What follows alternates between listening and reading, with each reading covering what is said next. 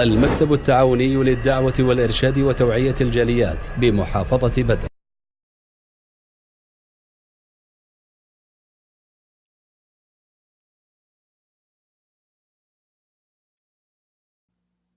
الحمد لله والصلاة والسلام على رسول الله وعلى آله وأصحابه ومن والاه وبعد। সম্মানিত দর্শক ও শ্রোতা মণ্ডলী, আজকে আপনাদের সম্মুখে উপস্থিত হয়েছি গুরুত্বপূর্ণ একটি বিষয় নিয়ে, যে বিষয়টি অতি গুরুত্বপূর্ণ একজন ইমানদারের জন্য। একজন ইমানদার, একজন মুসলিম কিভাবে দ্বীনের উপর স্থায়ী থাকবে, সুপ্রতিষ্ঠিত থাকবে, কখনো বিচলিত হবে না, পথ হারা হবে না, এর উপায় বাকি অনেক উপায় রয়েছে। আজকে 10টি উপায় নিয়ে আলোচনা করব, যে 10টি উপায় অবলম্বন করবে মুসলিম জাতি তাহলে দ্বীনের উপর, সঠিক ইসলামের উপর স্থায়ী থাকতে পারবে। এই 10টি উপায়ের মাঝে প্রথম উপায় হলো কোরআনে কারীম বেশি বেশি তেলাওয়াত করা, কোরআন কারীম নিয়ে গবেষণা করা এবং এই অনুযায়ী আমল করা। দ্বিতীয় উপায় হলো একজন মুসলিম আল্লাহর প্রতি ঈমান আনার সাথে সাথে সৎ আমল করা, ভালো কাজ করা, আমালুস সালেহ করা। আল্লাহ রাব্বুল আলামিন তাই বলেছেন, ইউসাব্বিতুল্লাহুল্লাযীনা আমানু বিল কাউলিস সাবিতি ফিল হায়াতিদ দুনিয়া ওয়া ফিল আখিরাহ, যে আল্লাহ রাব্বুল আলামিন যারা ঈমান এনেছে তাদেরকে ইহকালে এবং পরকালে সুপ্রতিষ্ঠিত রাখবেন শাশ্বত বাণী দ্বারা।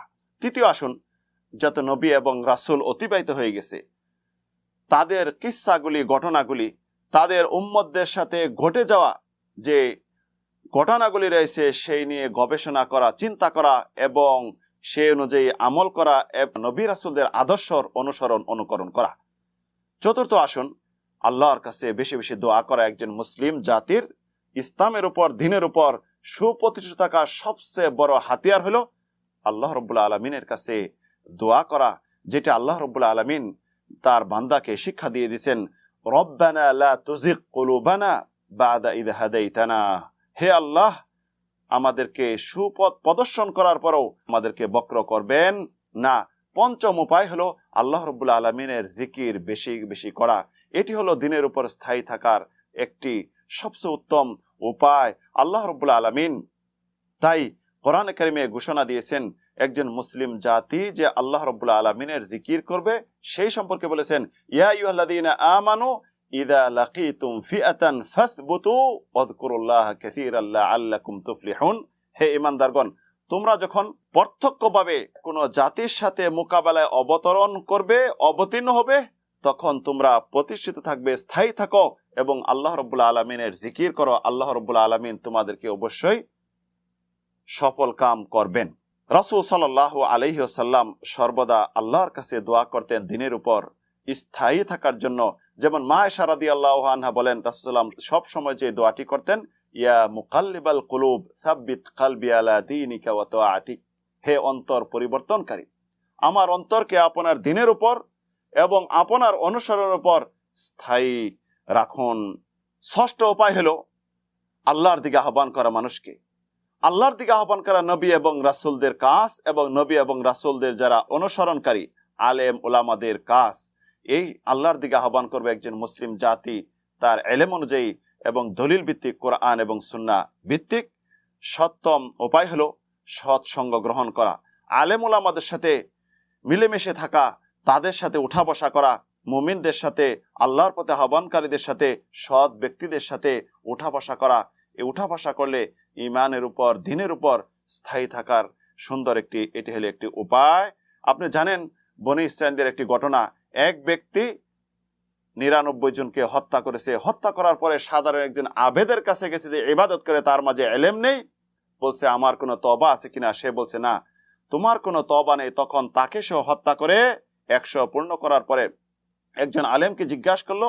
আলেম বললেন যে আল্লাহর মাঝে এবং তোমার মাঝে এই কোনো বাধা নেই, তুমি তওবা করো, আল্লাহ রাব্বুল আলামিন তওবা কবুল করবেন এবং তুমি তোমার এই এলাকা ছেড়ে অমুক এলাকায় যাও, যে এলাকায় একমাত্র তারা আল্লাহর ইবাদত করে। তাহলে আলেম ওলামাদের সাথে বৈঠক, তাদের সাথে সময় দেওয়া ঈমানের উপর স্থায়ী থাকার একটি উপায়। অষ্টম নম্বর উপায় হলো আল্লাহ রাব্বুল আলামিন দ্বীনকে বিজয় করবেন। আপনি দ্বীনের উপর স্থায়ী থাকুন, যতই কষ্ট হোক না কেন, আল্লাহ রাব্বুল আলামিন দেখবেন একদিন এই দ্বীনকে বিজয় করবেন এবং সারা পৃথিবীতে ইসলাম বিজয় লাভ করবে। নবম উপায় হলো আল্লাহ রাব্বুল আলামিনের পক্ষ থেকে যে ফায়সালা আসে তার উপর ধৈর্য ধরা, দিনের উপর ধৈর্য ধরা, যত কষ্ট হোক ধৈর্য ধরেন। ধৈর্য একটি মহৎ গুণ। আল্লাহ রাব্বুল আলামিন তাই বলেছেন, ইয়া আইয়ুহাল্লাযীনা আমানুস্তাঈনু বিসসবরি ওয়াস-সালাহ, যে হে ঈমানদারগণ, তোমরা আল্লাহর সাহায্য কামনা করো ধৈর্যের মাধ্যমে এবং নামাজের মাধ্যমে। 10 নম্বর উপায় হলো, যেটা শেষ উপায় দিনের উপর স্থায়ী থাকার, আল্লাহ রাব্বুল আলামিনের নিয়ামত নিয়ে আপনি চিন্তা করুন, জান্নাত নিয়ে চিন্তা করুন এবং জাহান্নাম নিয়ে চিন্তা করুন। মৃত্যুর কথা বেশি বেশি স্মরণ করুন, কারণ আল্লাহ রাব্বুল আলামিনের যে জান্নাত রাখছেন, সুমহান জান্নাত পাওয়ার আশা করুন। তাই আল্লাহ রাব্বুল আলামিন সূরা আল ইমরান বলেন, ওয়াসারিউ ইলা মাগফিরাতিম মির রাব্বিকুম ওয়া জান্নাতিন আরদুহাস সামাওয়াতু ওয়াল আরদ উইদ্দাত লিল মুত্তাকিন, যে হে ঈমানদারগণ, তোমরা আল্লাহর সন্তুষ্টির দিকে এবং জান্নাতের দিকে, যে জান্নাতের পরিধি হলো আসমান এবং জমিন থেকে বিস্তীর্ণ, আরো বিস্তৃত, এর দিকে ধাবিত হও। আল্লাহ রাব্বুল আলামিন যেটা মুত্তাকিনদের জন্য প্রস্তুত করে রাখছেন। এবং মৃত্যুর কথা বেশি বেশি স্মরণ করুন। একজন মুসলিম হোক, যেই হোক না কেন, মৃত্যু অবশ্যই তার হবে। আল্লাহ রাব্বুল আলামিন বলেন, কুল্লু নাফসিন যায়িকাতুল মাউত, যে প্রত্যেক আত্মাদারী, যার ভিতরে প্রাণ আছে, আত্মা আছে, তার মৃত্যুর স্বাদ গ্রহণ করতেই হবে। ওয়া ইন্নামা তুওয়াফাউনা উজুরাকুম ইয়াওমাল কিয়ামাহ, আল্লাহ রাব্বুল আলামিন প্রত্যেককে তার কি দিবেন? তার প্রতিদান দিবেন।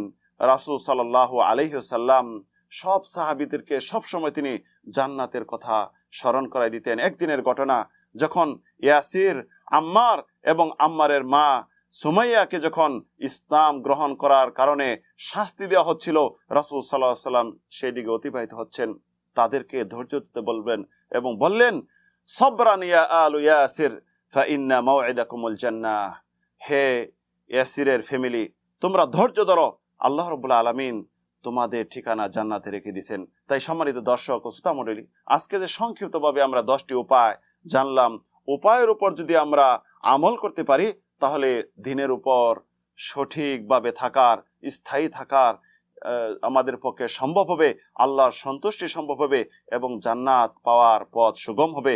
আল্লাহ রাব্বুল আলামিন এই উপায়গুলি অবলম্বন করার তৌফিক দান করুন। আমিন। আল্লাহুম্মা আমিন। ওয়া আখির দাওয়ানা আনিল হামদুলিল্লাহি রাব্বিল আলামিন।